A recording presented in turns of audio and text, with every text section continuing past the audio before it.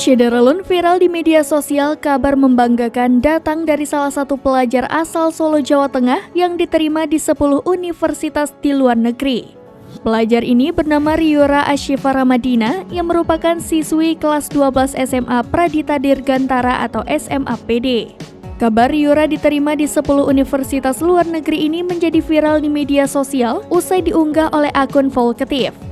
Warganet lantas memuji prestasi dari Riora tersebut. Bahkan, salah satu warganet mengaku heran dengan Riora yang bisa diterima di 10 universitas luar negeri.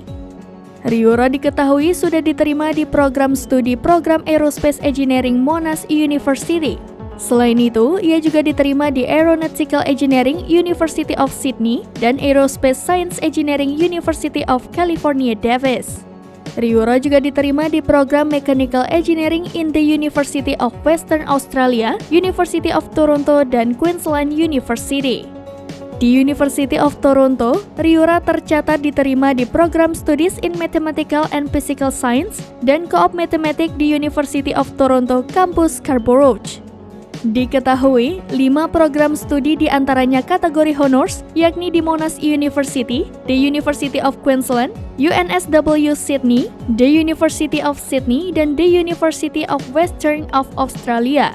Sementara itu, 5 dari universitas yang menerima Riora ini merupakan top 8 besar universitas terbaik di negeri Kanguru.